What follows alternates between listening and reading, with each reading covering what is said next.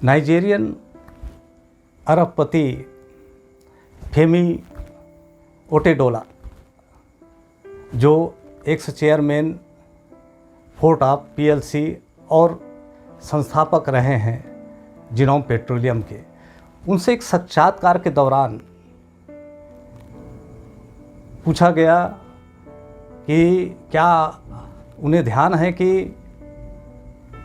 वो कौन सा चीज़ है जो उसको जीवन में सबसे अधिक खुशनसीब बनाया है।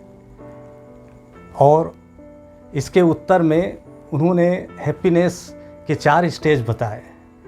पहले स्टेज में उन्होंने धन और साधन का संग्रहण को बताया, लेकिन उन्होंने खुलासा किया कि इसका संग्रहण उनको जो खुशी चाहते थे वो प्रदान नहीं किया। दूसरे स्टेज ऑफ हैप्पीनेस में उन्होंने बताया कि बहुमूल्य वस्तुओं का संकलन, इसमें भी समय के साथ उसकी चमक ख़त्म हो गई और ये वो जो चाहते थे वो खुशी प्रदान नहीं हो सका। और थर्ड स्टेज ऑफ हैप्पीनेस में इन्होंने बताया कि बड़े बड़े प्रोजेक्ट को हासिल करना, इवन ऑयल क्षेत्र में, डीजल क्षेत्र में इन्होंने अफ्रीका और नाइजीरिया के 95% शेयर अपने पास रखे थे, लेकिन ये सब तमाम चीज़ें जो खुशी के तौर पर वो चाहते थे, इन तमाम चीज़ों से उन्हें प्राप्त नहीं हुआ। और चौथा स्टेज जो वास्तव में अनुकरणीय है और हम लोग को बहुत सीख देने वाली है, ये स्टेज थी कि उनके दोस्त के गुजारिश पर विकलांग बच्चों को उन्होंने 200 व्हील चेयर अपने हाथों से दिया।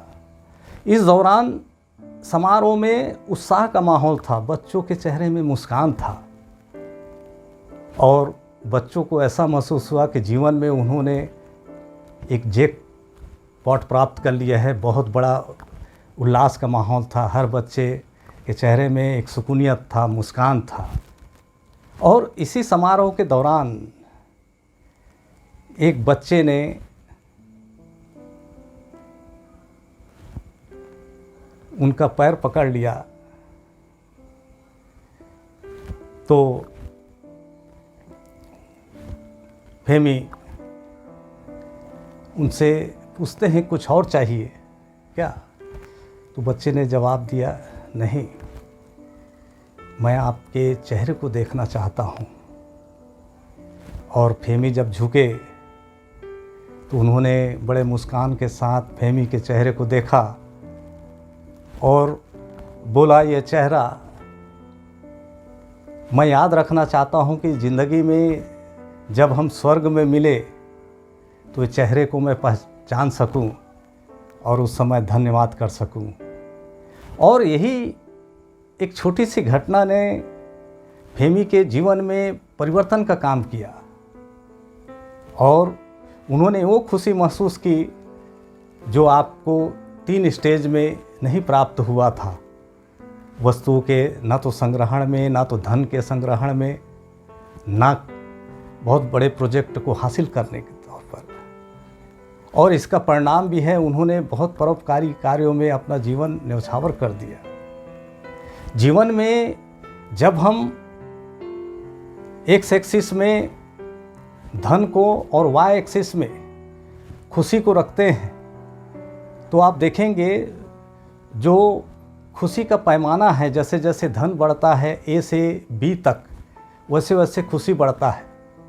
लेकिन बी से सी तक आपका धन तो बढ़ता है लेकिन खुशी कांस्टेंट रहता है, वो बढ़ता नहीं। और सी से डी तक यदि खुशी को भी धन के साथ आपको बढ़ाना है तो इसके लिए इसी प्रकार के कार्य जो उन्होंने 4th स्टेज ऑफ हैप्पीनेस में किया है वो करना मुनासिब होगा, मेरे दृष्टिकोण से ऐसा लगता है। और ये आपका खुशी चिरस्थायी रहेगा। दोस्तों, खुशी के संबंध में हार्वर्ड यूनिवर्सिटी में भी रिसर्च हुआ है। हार्वर्ड यूनिवर्सिटी में अमेरिका में कई राष्ट्रपति दिए हैं, कई अलग अलग स्थानों में उद्योगपति दिए हैं, कई शोहरत वाले व्यक्ति दिए हैं, लेकिन जब शोध के दौरान रिसर्च किया गया उनकी सबसे बड़ी चीज़ थी खुशी। और खुशी का जो पैमाना था या खुशी प्राप्त करने का जो सोर्स था, उन्होंने बताया कि आपसी ताल्लुकात,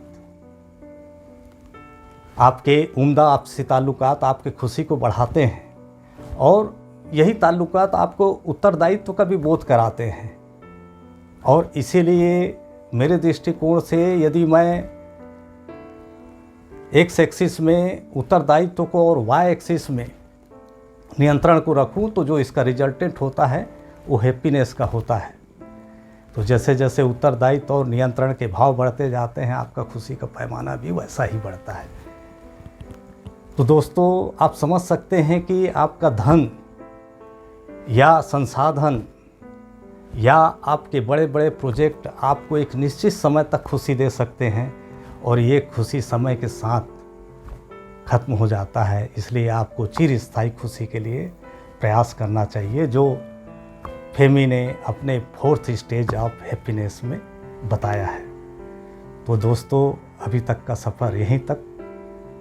लाइफ फिलॉसफी से जुड़े अन्य विषयों के साथ नए वीडियो में पुनः आपसे मुलाकात होगी। तब तक के लिए नमस्कार।